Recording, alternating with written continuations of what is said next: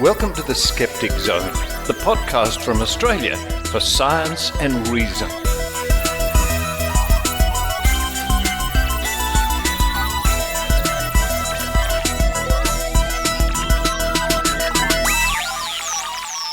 Yes, it's the Skeptic Zone podcast, episode number 766. Make of that what you will, numerologists, for the 11th, or there's another one, of June 2023.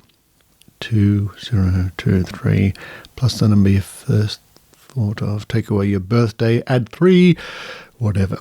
This is Richard Saunders coming to you from Sydney, Australia, the Skeptic Zone studios, complete with the 2 Skeptic Zone cats outside the door because it's time for their breakfast, but they will have to wait until I record this introduction. You'll have to wait. Coming up on this week's show, again with the UFOs. They just keep coming back and back and back. Maybe they like visiting Earth. That's what we must conclude. Aliens must have a tourist route. Let's see. First stop, Pluto. What's happening here? Not much. It's very nice. Let's go to Mars. Ooh, look. We can see signs of alien life on Mars. Or alien technology. Oh, look at that blue planet just near the sun. Let's have a look at that. Goodness. What shall we do? I know. We'll land and make circles in their crop fields. Are you sure you want to do that? Yeah. Again with the UFOs. Coming up at the top of the show, we look at the latest flash in the pan. They're here now, any day now. Here they are. We have a whistleblower. It's all happening at last. Again, as we've heard many, many, many times before. Good old UFOs coming up at the top of the show. Following that, Susan Gerbic chimes in once again with more interviews of local skeptics in action. This time, Susan talks to Daniel Reed from the West Virginia Skeptics Society. And this is a really interesting segment Susan's putting together because it shows that there are people out there interested and doing something about local skepticism. Then to round off the show, again with the UFOs. We look at references to UFOs in the Trove archive and NASA. What have Australian newspapers been reporting over the years about UFOs and NASA?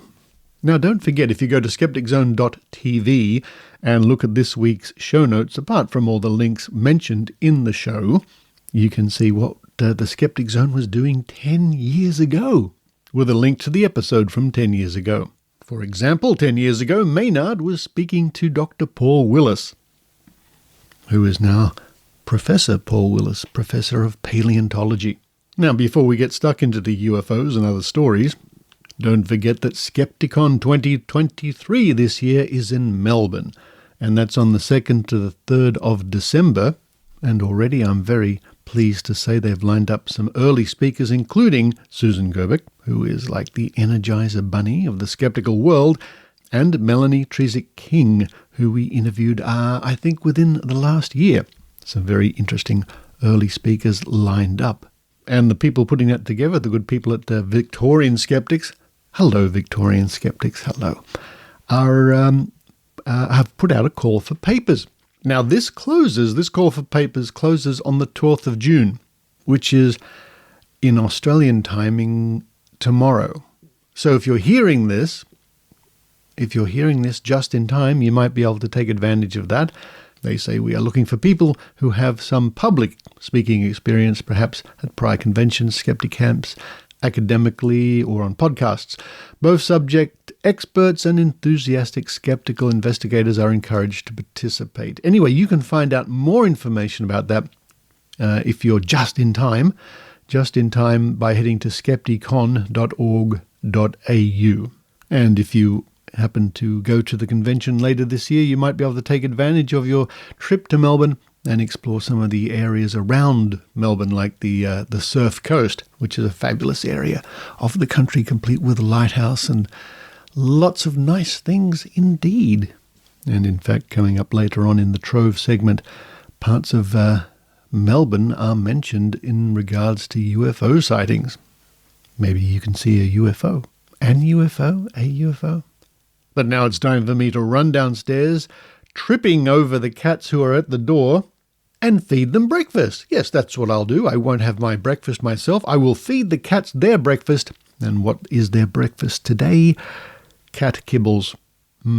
While I do that, I hope you enjoy, and I hope they enjoy their breakfast, and I hope you enjoy the Skeptic Zone.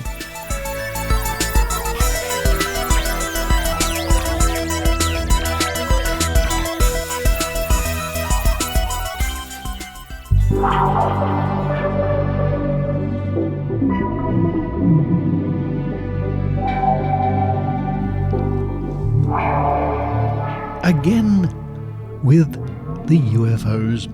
Oh, it's the subject that just keeps on giving year after year, after decade, after decade, after decade, after decade. And the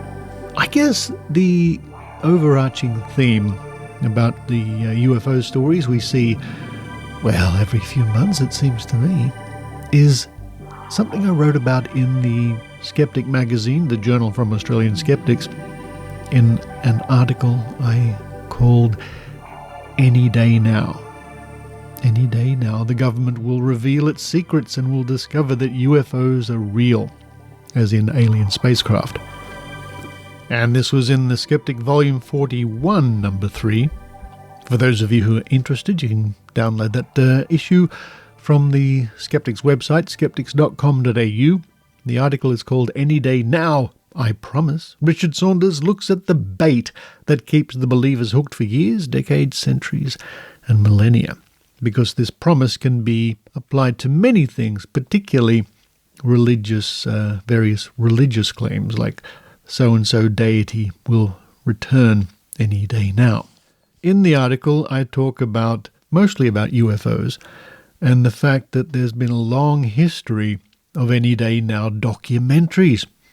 And I've listed these before, theatrical documentaries like 1970, Chariots of the Gods, 1976, Overlords of the UFO, 1977, Mystery of the Gods, 1979, It Has Begun, 1980, UFO Syndrome, 1995, The Alien Autopsy, 1997, Australian UFOs and Alien Encounters Down Under, 2005, The UFO Phenomenon, Seeing is Believing. And of course, since this was published, there have been more.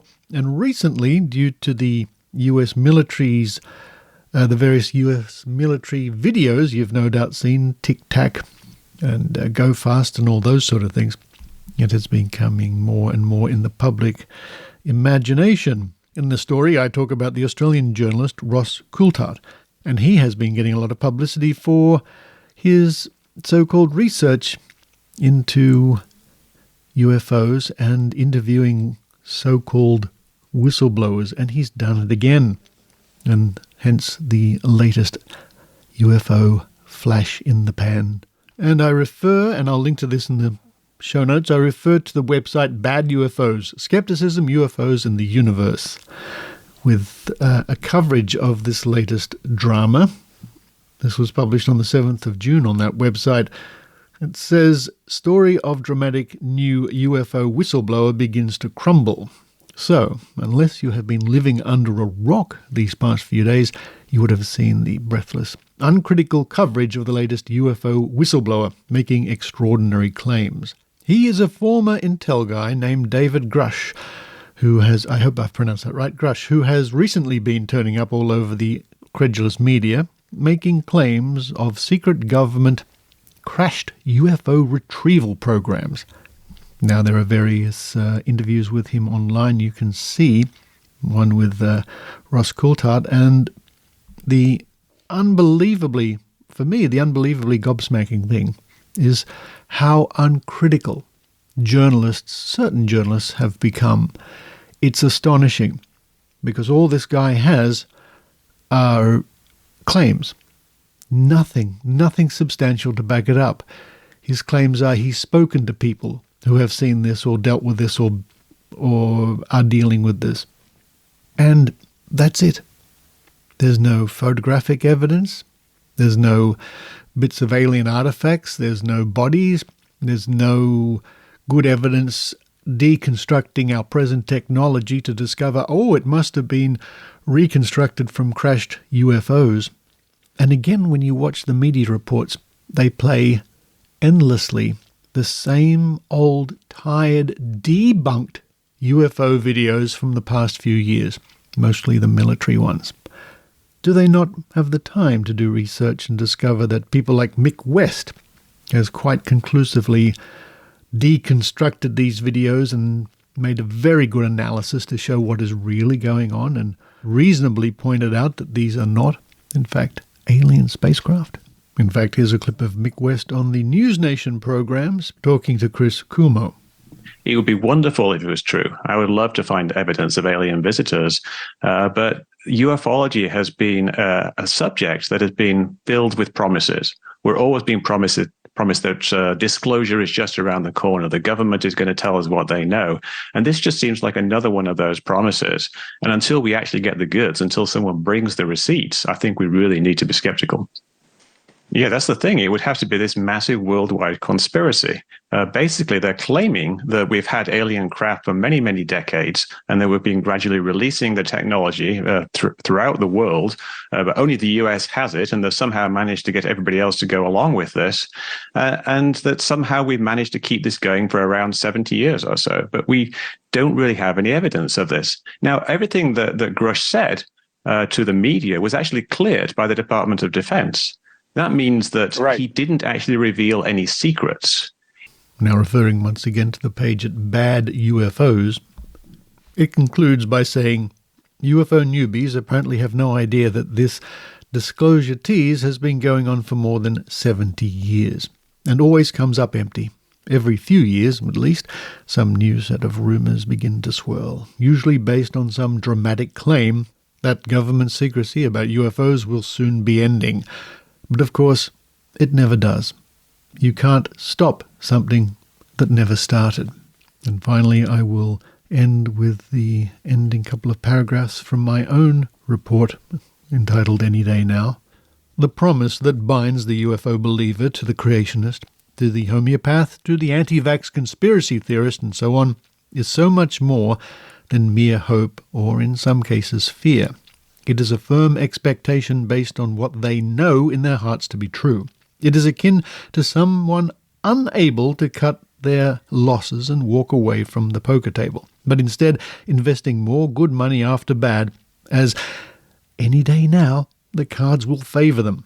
We can sympathise with these people, as they are, like the rest of us, only human.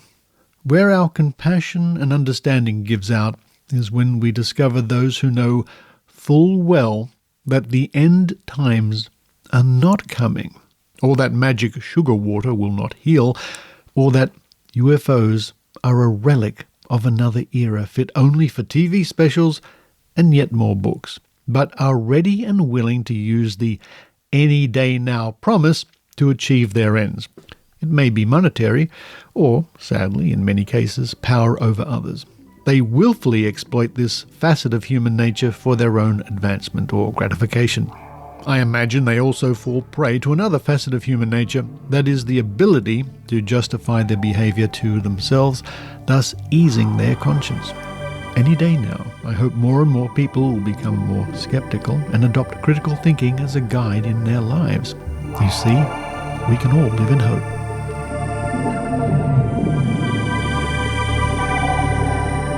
Of course, I will link to the Bad UFOs report in this week's show notes, as well as the interview on NewsNation with Mick West.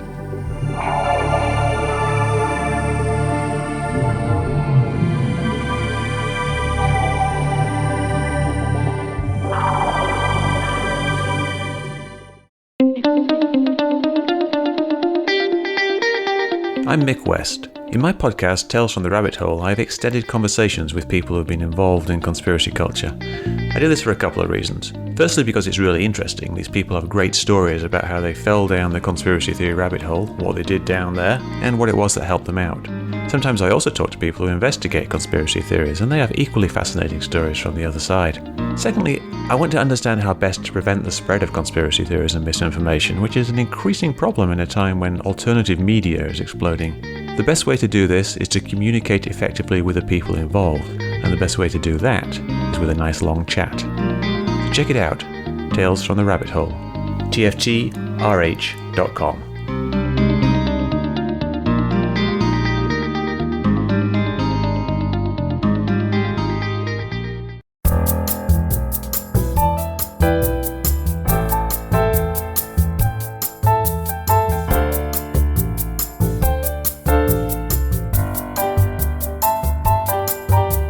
I think we need to think.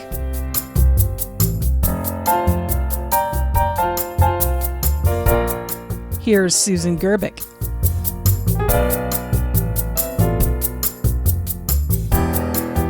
Hello, everyone. On the Skeptic Zone, I have a guest today. This is Daniel Reed, and we're going to be talking about a little project he started over there in West Virginia, which is starting his own skeptics group in an area that has never had a skeptics group before. It is interesting to watch. Hi, Daniel. Hey, Susan, how are you? I'm doing fabulous. So the Skeptic Zone listeners are worldwide, not just Australia. And I know that they would be really interested in hearing what's going on with starting a brand new group. Can you give us some rundown of what made you start this and what's it like?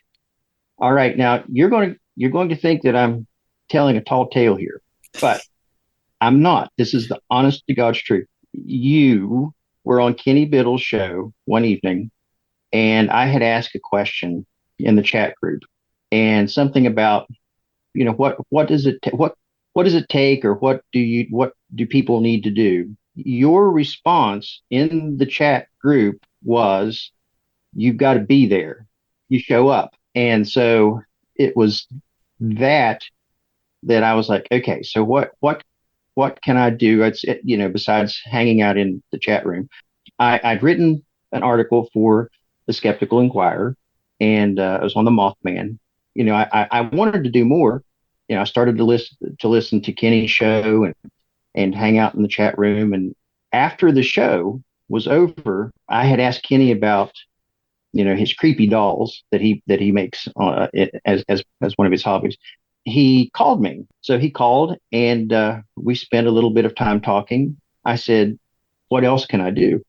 And he said, you might want to think about starting a group in West Virginia. And so he checked, and he said, no, there's really nothing in that area. So that might be something that you could do. And so 5 months later or so, here I am, and started the group on Facebook, trying to cultivate people's interest. That is really a great story. I'm so glad I'm recording. I have evidence, you guys. Somebody's listening to what I say. That's wonderful. We should mention who Kenny Biddle is. He's the CFI chief investigator for the Center for Inquiry, and he has a Friday night, like a skeptical help bar. Yeah, skeptical help bar, and it's a lot of fun. He has a lot of guests that are, I don't know, ghosty kind of people from the ghost world and just the paranormal world. It's a lot of fun to hang out, and you hang out, and it's informal, and people are nice to each other. And he does have a nice crossover of people who were in the paranormal world, and some are still in the paranormal world. So it's an interesting conversation to have on there. But yeah, so tell me, West Virginia, I have not been there, dying to go. You have a channel on YouTube called Daniel Reed, Skeptic at Large, and you'll be able to find that link in the notes of this episode you're listening to right now. You show a lot of pictures of what West Virginia looks like. You're out in the woods and filming, and tell me a little bit about that, because it looks absolutely beautiful. Oh, West Virginia it's a beautiful state. It's a bit of a bad rap in terms of the way that we're publicized sometimes in movies and on TV. There's all the West Virginia jokes about, we only have one working tooth in our head. I have all of mine. Oh my God. I'm serious. I am serious. People think that we run around barefoot and that it's a state full of uneducated people, and it's not. There is an old world feel sometimes to some families in some areas and so on and so forth. But it's just such a great place, and it is very remote. That is one thing that a lot of people, when they come here, they don't really realize how remote we really are. There's hills and valleys that separate little towns and villages and cities. We have rather some like the largest city in the state is Charleston. There's a lot of little remote villages and remote towns and townships and so on and so forth around. And it's really just a neat place to live. So you tried to start a skeptics group, and it's hard at the beginning, and it could be hard for a year or more to try to start from whole cloth. And that's why I really wanted to talk to you, because it's, you have to have a lot of support. People in the community, we're with you in heart, but there's not much we can do. I mean, I can't get to West Virginia. That's on the other side of the world to me almost. And I sure would like to come out there, and I would love to come out and give you guys some support and do a talk. And I'd love to go to that Mothman festival that you keep posting about. That sounds so much fun. It is fun. The Mothman Festival is great. It's all manner of strange, interesting, and fun people. And what month is that usually held in? That is in, I think it's September 16th, if my memory serves me correctly. And that's kind of yearly, around September, when the weather's nice. Yeah. Now they haven't had it for the past 3 years because of COVID. Yeah, I heard about that. Yeah. Some things were a problem. We were locked down for a while. Yeah, that nasty little bug that went around. No psychic predicted it, but no. But I'm sure that they probably said they did in retrospect. yeah. But it sounds like fun. And you know what I'd love to see is, and now this is just me just speaking as if I know what I'm talking about, but I would love to see some sort of, eventually, the West Virginia Skeptic Society having some sort of some kind of thing around that September Mothman Festival that would be unique to your area. That would be really fun for people to go, and they'd gather, and I don't know, you could eventually come up with talks and a skeptic camp, and who knows what. I'd love to see you guys grow and be able to be that group that we could go to in September. I'm sure it would be incredibly beautiful and fun. And the weather's nice. Yeah. I'm okay. I'm looking forward to it. Maybe not 2023, but let's get this group growing enough that we can get there in 2024. And is there places people can learn more about the group?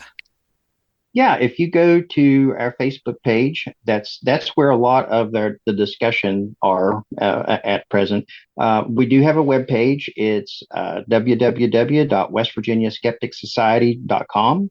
Tim Vickers, who is a friend of Kenny Biddle's, was gracious and set up the web page and has commissioned the artwork that we have on it as our header. It has just a smattering of things, recommended readings, those sorts of things. So, and there's our email address is on there. Yeah, there's anyone that wants to reach out, I would be happy to communicate, to engage in interlocution with you. Well, I am a subscriber, and I'm also a subscriber of your YouTube channel, Daniel Reed, Skeptic at Large. Check the show notes, everybody. Let's get this growing. I'm excited. You're excited. People are excited. Let's try to find more people in the area, hopefully, who are listening right now, that there is a new group starting up there in West Virginia. Let's see what happens. Give it a year and let's see. I look forward to it. I really do. It's challenging. So people can reach out to you on Facebook and also on Meetup and your website and by email. So there's lots of ways of contacting you. Anybody else out there who's thinking that they might want to find a local group so that they can be involved worldwide, or if you're thinking of starting a local group, you could reach out to centerforinquiry.org. They have a lot of resources for groups, how to get started, what problems you might encounter, how to fix them, who to reach out to for help. Plus, I think it's really nice that if other groups, I think it's a really good idea if the new people in the block also are reaching out to each other to give support. So I think it's wonderful. It's fun. It's a nice thing to see people coming back from the pandemic and starting to get active again, and I'm looking forward to it. So, Daniel, thank you for doing this interview with us today. Oh, absolutely. I've enjoyed it. I always enjoy talking with you. You take good care. Debating on who is the best Sherlock Holmes. Oh, well, we already know. Everybody, you can put that in the comments. We know who the best Sherlock Holmes is. Jeremy Brett. All right. Thanks, Daniel. Thank you.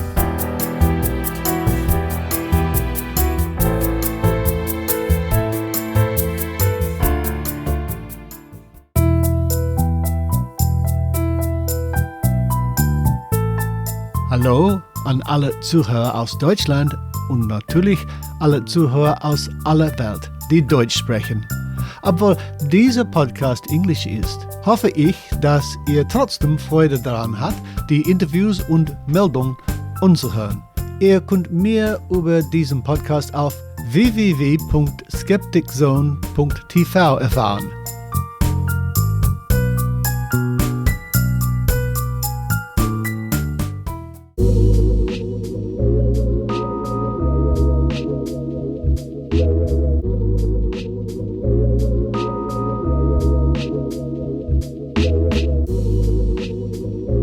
It's time once again to look into those archives at Trove at trove.nla.gov.au, the online resource from the Australian Government. Thank you, Australian Government, and the National Library of Australia. And thank you, National Library of Australia, your digital resource for archived newspapers, magazines, and many other things.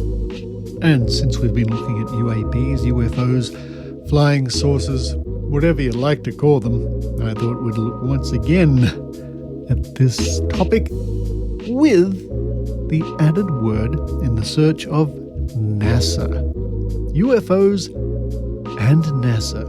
Let's see what we can find in the history of Australian newspapers.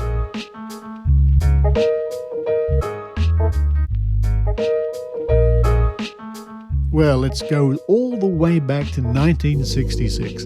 In the Canberra Times, dated the 12th of December. UFO was Royal Australian Air Force, or RAAF, aircraft. Canberra's latest unidentified flying object, which excited hundreds of people last night, turned out to be a RAAF aircraft taking part in tracking operations at Timbimbilla Tracking Station. Early last night, the aircraft began swinging in a wide arc across the southwestern Canberra sky, its twin identification lights merging into one red-tinted glow. Worried residents rang RAAF Fairburn and the Canberra Times, reporting the phenomenon and asking for explanations while the mysterious light continued on its steady path. Hours later, a weary RAAF base switchgirl was still explaining. Engineers at Timbimbilla were testing their tracking equipment by fixing on a radio beam from an aircraft on the same frequency as that to be used soon by an American space satellite, which Timbimbilla will track. That must have been an interesting sight all the way back then in 1966. Now, what's curious about that is the word NASA does not appear in the story, yet it came up in the search. That's interesting, probably because of the reference to an American space satellite. And our next port of call is also from the Canberra Times, dated the 20th of October, 1973. NASA man backs biblical UFO. Huntsville, Alabama, Friday. Australian Associated Press. An engineer who helped develop Skylab, the Space Shuttle and Saturn V rockets, say he believed beings from outer space landed on Earth 2,600 years ago using equipment more advanced than anything man can have within the next 20 years. During 18 months of working in his spare time, Mr. Joseph Baumrich said he had applied space technology to the Old Testament text of Ezekiel and came up with engineering drawings of what a craft described by the Hebrew prophet looked like and how it moved about. In Chapter 1, Ezekiel speaks at length about the structure. He said, It just so happens that I have myself designed such things here. Using mathematical formulas, he has been able to determine that the craft was similar to a child's spinning top, concave on the bottom with a crew compartment above. He believes it was used as a shuttle vehicle between Earth and an orbiting mothership. Let me see, that was in 1973.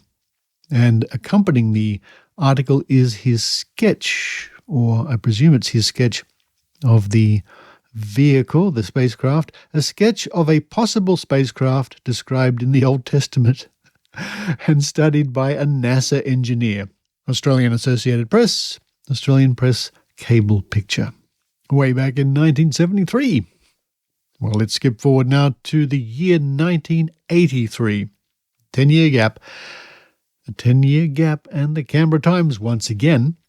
And this is the 16th of January. Victorians report a UFO. Melbourne. An unidentified flying object was reported crossing the sky above Victoria shortly after 6 p.m. on Friday, according to a Federal Department of Transport spokesman.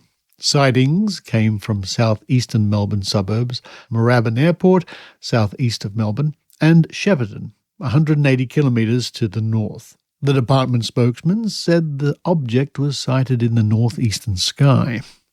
An air traffic controller at Moorabbin Airport reported the object as being, quote, bright silver, end quote, at first, but changing colour to green and red as it headed further north. A spokesman for the federal government committee monitoring space objects said there was, quote, little chance, end quote. The object was the Russian satellite Cosmos, which passes over Australia 4 times a day. I wonder if it still does.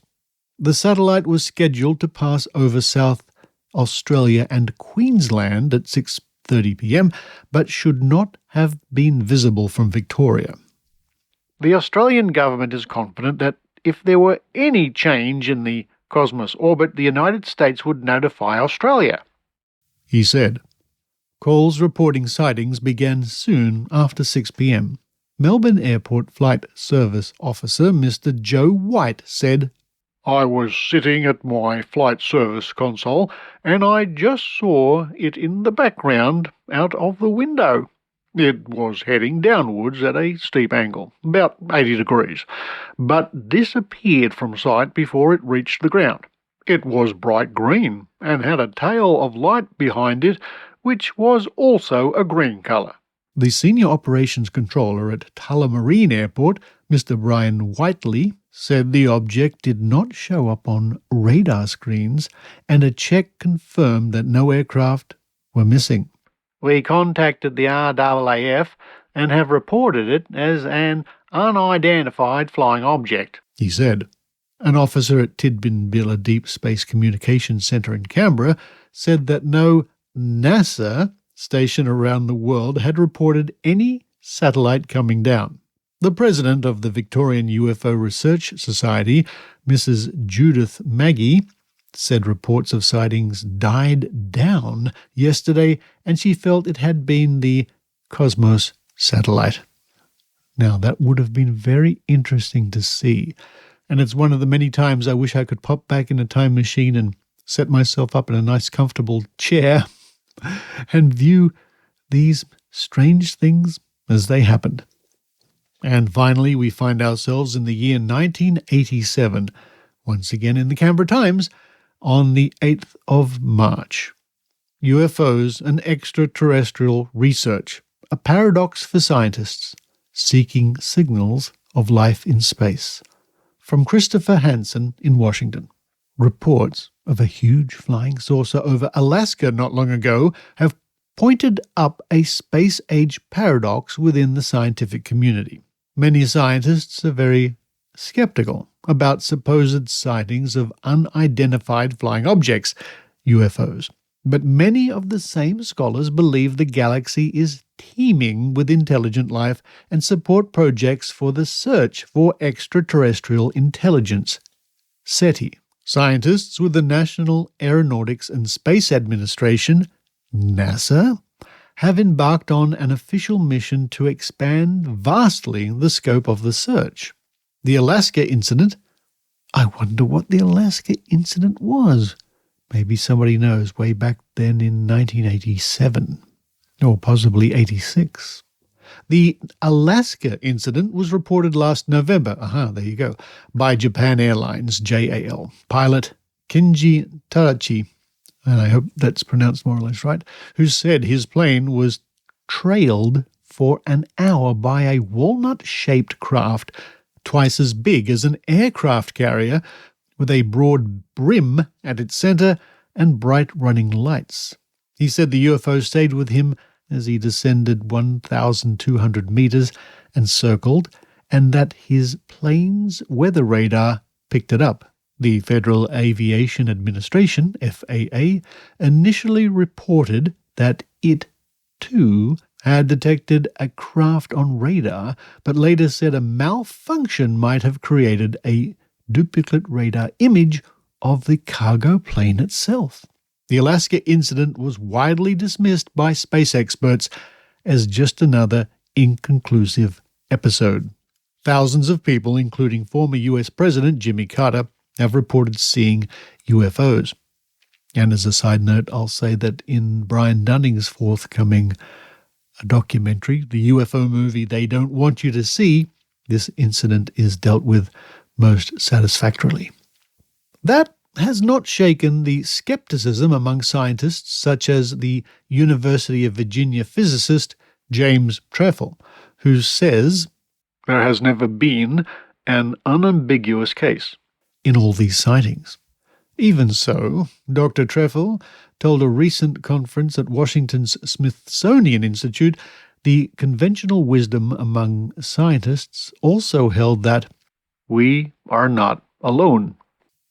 Given the millions of stars in the Milky Way, the probability that many of them have planets with environments suitable to life, and the billions of years which civilizations could have evolved, these scientists say it is likely the galaxy has many advanced civilizations. Their estimates of how many range from 1 million to fewer than 100.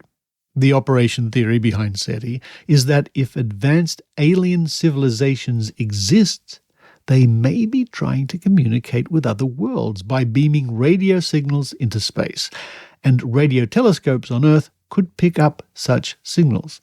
US scientists pioneered SETI starting in 1960 with physicist Frank Drake's OSMA project, named for a Wizard of Oz character, and using a radio telescope in West Virginia. Now the Soviet Union, France, West Germany, the Netherlands, Japan, and Canada are funding SETI radio telescope projects. No alien signals have yet been detected, scientists say. But NASA, with an annual SETI budget of some US $2 million, about $3 million Australian dollars, is developing the technology for a vast expansion in the number of frequencies that could be scanned for messages, a jump from thousands of frequencies to many millions.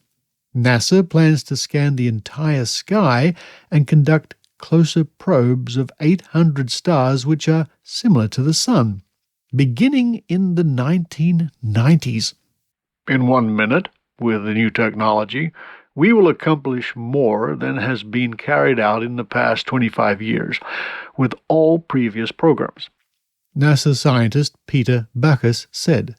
He said that NASA's search would be tens of billions of times more thorough than today's most advanced SETI probes.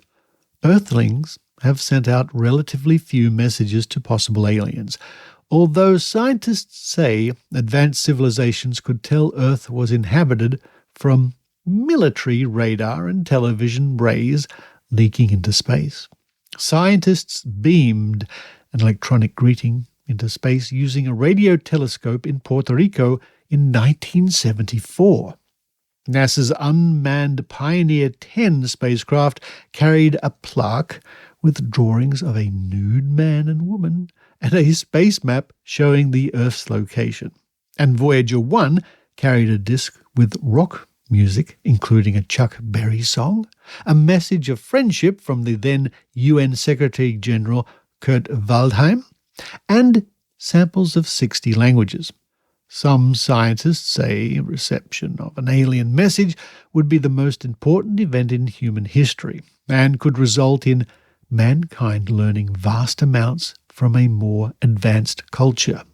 But University of Virginia physicist Robert Roode sounded a note of warning in his book, Are We Alone?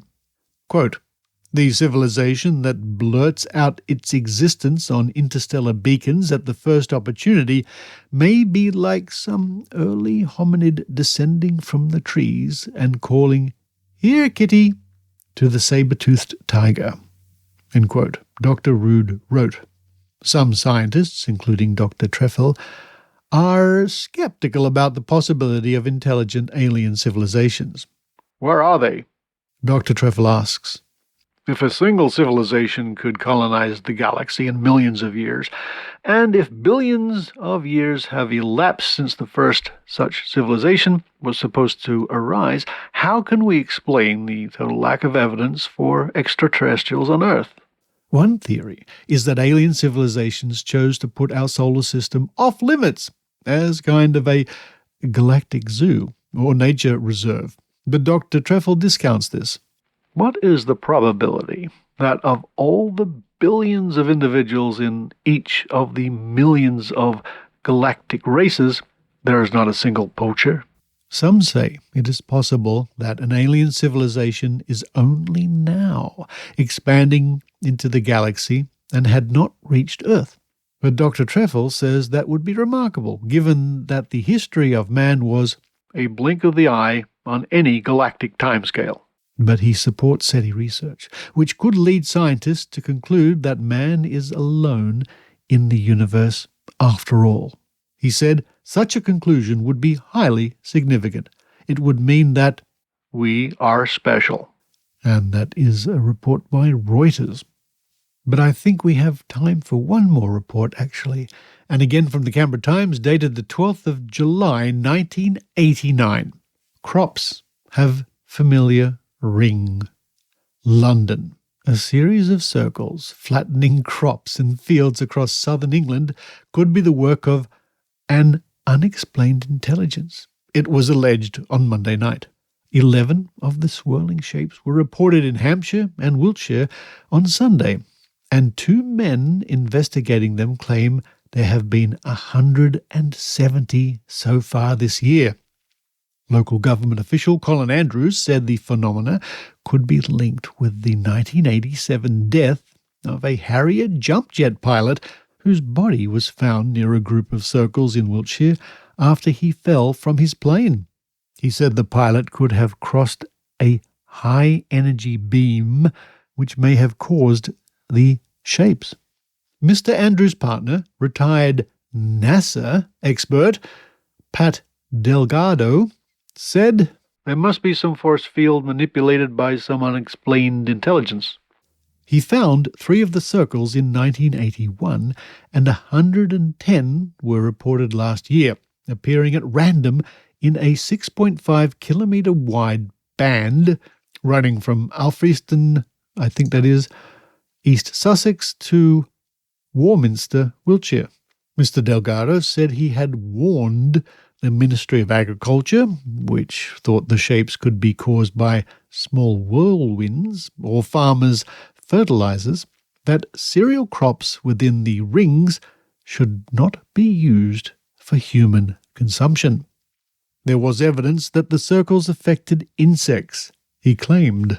A group of French UFO enthusiasts from a society called Lights in the Night travelled to Winchester on Monday to examine the rings. The Ministry of Defence said it could not comment. I seem to remember, and I don't know if I have it in my archives or not, a documentary about crop circles where possibly the BBC or another TV outfit hired some people, went out at night and made a crop circle or 2, only to have the crop circle experts roll up the next morning and declare it as a real, whatever that means, crop circle. In other words, could not be faked, could not be done by humans. Oh dear. Now that would be a fun thing to do one night, skeptics, eh? Run out in the middle of the night with a stalk stomper, which is what you use to make crop circles, and make a crop circle or two.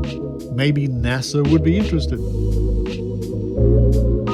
But there we go. Just some of the few references to both UFOs and NASA in the vast reservoir, which is the Trove archive at trove.nla.gov.au, because when you visit Trove, you never know what you might find.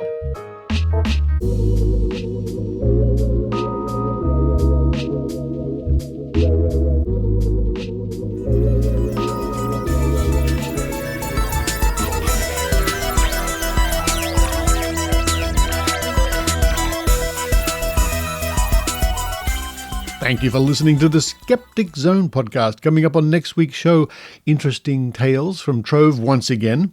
And my co-conspirator, sometimes in the Trove segment, Adrian Hill, will be chiming in with a story in the Trove as well. Thank you to those people who continue to support the Skeptic Zone at skepticzone.tv via Patreon or PayPal. And thank you to those people who have just signed in. Your $2 a month, $3 a month, $5, $10, $20 a month, or whatever you can contribute really helps to keep the show going. And the cats in kibble, they did enjoy their breakfast. I promise you that. They always enjoy their breakfast. I think later on today, I might go to the supermarket and buy some chicken necks, which they particularly like every now and then. And they crunch those down with a very satisfying crunching sound. Cat owners might appreciate what I mean. And just before I go, as I mentioned in the story about UFOs at the top of the show, I would recommend you subscribe to the YouTube channel of Mick West. There's a link in the show notes. It's a wonderful resource, and Mick does some fantastic work in, the word debunking is so loaded. He analyzes UFO videos to discover what's really going on. I think that's the best way to look at it. And again, I am very much looking forward to the release of Brian Dunning's movie, the UFO movie They Don't Want You to See. I was very lucky a month or so ago to see a preview of the whole movie, and I was very impressed. It is so interesting. It's really a good effort, Brian, and I can't wait for that to be released to the whole world, complete with the music track, which I have yet to hear. The rough cut I saw was without music. It still worked, but I can't wait to hear the wonderful music written by a splendid composer and a good man, Lee Sanders. And just before I go, a quick shout out to my dear friend, Dr. Eugenie Scott in Berkeley, who really makes my trips to California occasionally extra special. She's wonderful company, and she cooks the best chicken, I tell you what. The cats here are jealous. Hello, Jeannie. Thank you, and I look forward to seeing you probably a bit later in the year, where I might be giving a workshop in Berkeley called the Skeptical Box of Tricks, or the Skeptical Bag of Tricks, something like that.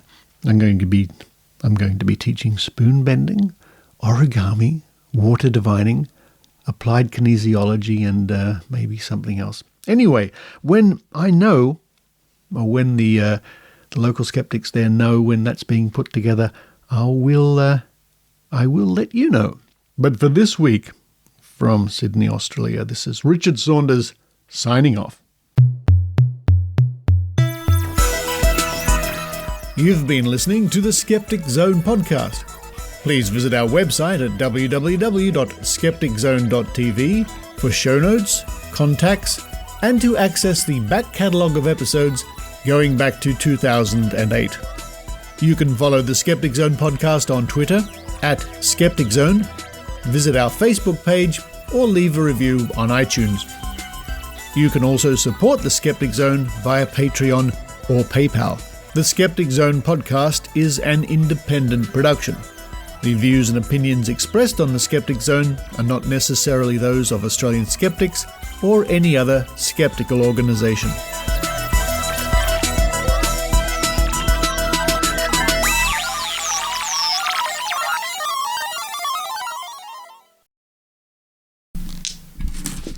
All right, so to those people who listen after the music, occasionally we have an Easter egg. Happy Easter. And this is the dice game. Every now and then, either me or somebody else, like last week Susan Gerbic and Mark Edward, roll a 10-sided die or a 6-sided die or something like that. And we see if you can use your psychic power, or your dumb luck, to predict or guess. What's the difference? I don't know. To predict or guess the roll of the die. It's a D10. 10-sided die. 1, 2, 3, 4, 5, 6, 7, 8, 9 or 10. I've got my dice rolling machine here in the studio. It's like a fold-up box. It's clear perspex with wood. It's like and a tray. It's very interesting. Thank you to my friend Grothe who sent that to me some years ago. Anyway, here it comes. Roll number 1. Shake the die and put it in, and 1. Roll number 1 is number 1. Here we go again. Use your predicting power. And here it comes. Roll number 2 is 3. More numerology. Now the last one. And here it comes. Roll number 3 is 4. This week's winning numbers: 1, 3, and 4. And as a supplementary, as a special, I'm going to roll 2 at once. 2 D10s. And it will be a number now from 1 to 100. I'll read the numbers in order, closest to me, and that will make a number from 1 to 100. So that would be a good guess, wouldn't it? Here it comes. 1 to 100. 26. So, all the numbers this week are 1, 3, 4, and 26.